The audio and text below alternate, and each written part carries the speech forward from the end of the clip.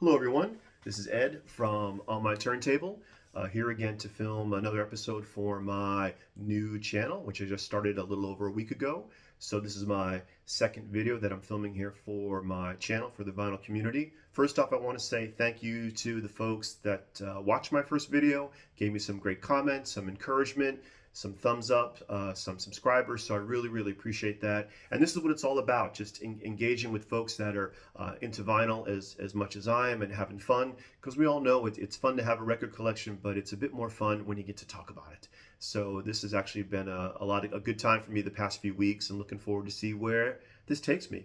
So for today, I'm just going to show a couple of recent finds that I got, and also share with you a few records that have been on my turntable these past few weeks as I work from home and when I'm here on the weekends. So some stuff I've pulled out I haven't listened to in a long time. Some stuff I'm going to give a little push for, an artist that I feel that I really enjoy, that I hope folks are listening to and enjoy as well. And if not, maybe you'll venture off and discover somebody new. And this upcoming weekend, today is Friday, April 19th, so I'll be heading off into visit a friend of mine in Hoboken, New Jersey for the weekend. So I'm sure I'll come back with some cool stuff from while I'm visiting him down there as well. All right, but with that as a quick intro, and thank you again. First off, I'm going to start off with a little bit of jazz. This is Oscar Peterson. This is the Harold Arlen Songbook. This is a beautiful record, a beautiful Sunday morning record. I'm a big fan of Oscar Peterson, a jazz pianist, and he has a whole series of these where he plays the songbooks of various, songsmiths of the time, the standards, Cole Porter, Gershwin, etc., Jerome Kern. So Harold Arlen I'm a big fan of, so all the usual suspects are here with Harold Arlen covers. There's the back right there with a picture of Oscar on the back. Over the Rainbow, of course, Between the Devil and the Deep Blue Sea. I've got The World on a String, Come Rain or Come Shine, which I love. That's a favorite of mine. So just a great, nice, mellow piano jazz listen. And I just love this cover as well by a commercial artist by the name of Merle Shore, who was commissioned to do the covers, album covers off and on over the years, and he did this whole series of Oscar Peterson plays, which I'm looking forward to get some more of these as I move on. Next up, from 1964, but recorded in 1963, this is Apollo Saturday Night. This is a barn burner of a live show at the Apollo, recorded right at the stroke of midnight. You can see all the artists that are on here. I'm not going to have to read them verbatim, but it's just a barn burner of the show that you get on here. And what's cool about it with this record is with these releases that are on here, you have these artists doing songs that they really weren't known for. The Coasters do some, deep cut stuff. Doris Troy is on here. She does a great swinging version of Misty. Otis Redding was still young and coming and brand new at the time, so familiar songs are on here by him that we know. These Arms of Mine and Pain in My Heart, but still pretty new at the time that this was done. Just a really great live record from beginning to end, a total firecracker with saxophone and orchestrations overseen by the one and only King Curtis. So Apollo Saturday Night, definitely something to get you going any night of the week. This is a great play and a great record, and I've been going back and revisiting this and checking this out again. Next up, one of the recent finds that I got online is I snagged a really great copy of the debut of Mitch Ryder and the Detroit Wheels, Take a Ride. I just love that cover. They look so cool up there on those oil drums. I don't know how they got them up there, but that's a great shot. So Mitch Ryder, discovered by Bob Crew, took some time off for the Four Seasons and brought these guys to the fore. And in essence, this is pretty much their live act at the time. It's pretty much all covers on here with a couple of Bob Crew originals. They do everything here from Shake a Tail Feather to some Motown, 3 James Brown cuts, and of course Jenny Take a Ride is on here as well. I'm rediscovering my enjoyment of some garage rock, some blue-eyed soul, if you will. I'm a big fan of the Rascals. I've got them up on the wall there as well. So it's a great, just a fun blast of a record to get into, and definitely not a dud track on here. So I highly recommend Mitch Ryder's debut, Jenny Take a Ride, and looking forward to getting more of his stuff. Next up, from 1974, this is one of those artists that is definitely underrated and should be mentioned in the same sentence as Linda Ronstadt, Emmylou Harris.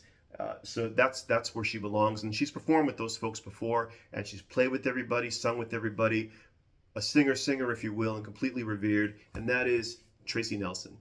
Tracy Nelson has been around for a long time.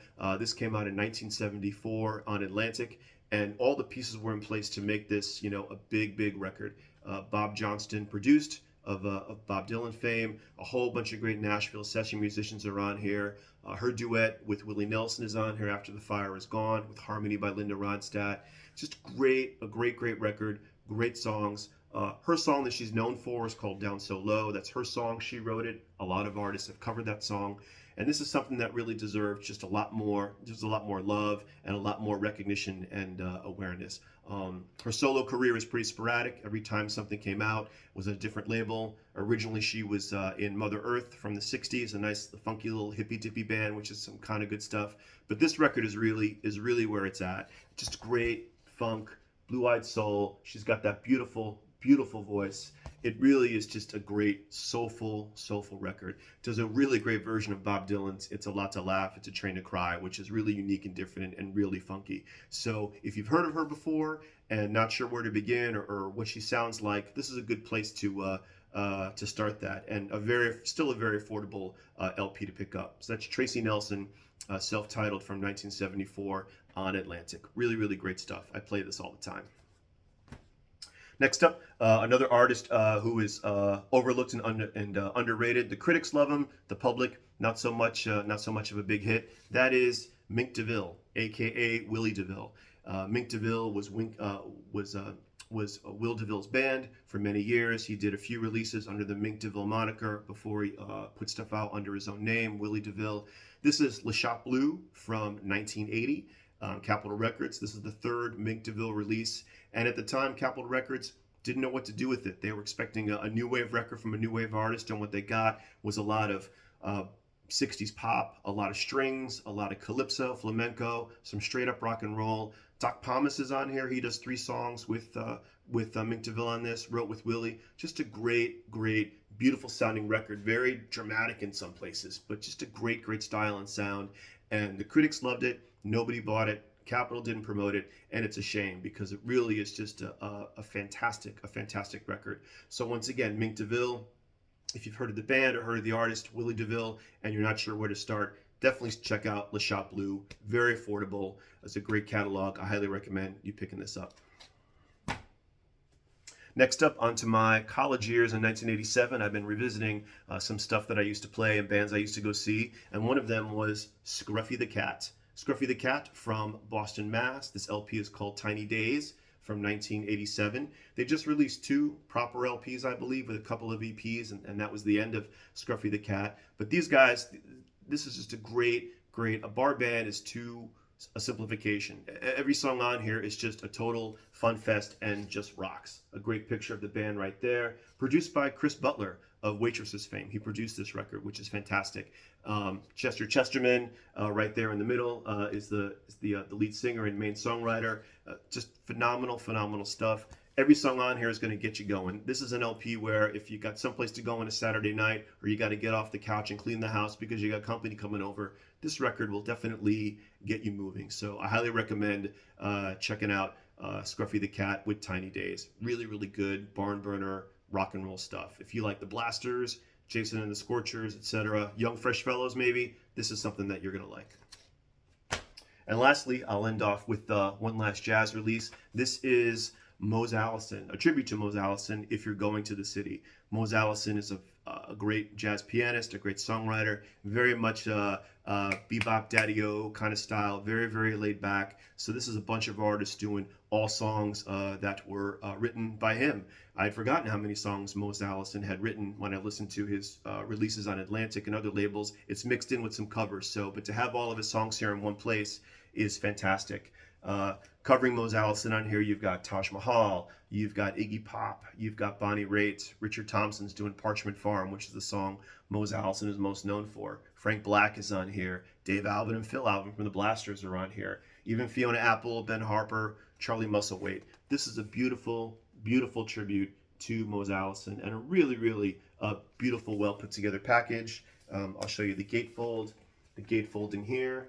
Just a great little essay. This is really nice stock, and it's a double LP, but it's actually only 3 sides. But it really is just it's just a beautiful tribute to Mose Allison if you're going to the city. So I highly recommend it if you're a big Mose fan. If you don't have it, definitely check it out. And if some of the artists are on here that you like that I mentioned, definitely explore. It's just a great listen to. If these are artists you like, pick up this compilation. You certainly won't be disappointed at all.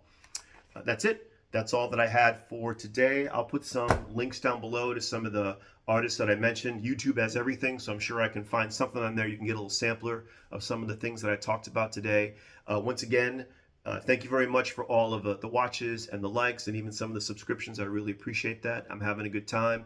And once again, I will probably do something next week when I get some finds in Hoboken, New Jersey when I'm away this weekend. So once again, this is Ed from On My Turntable. And thank you very much for everything and for listening and watching. And as always, let's be kind to one another. Thank you.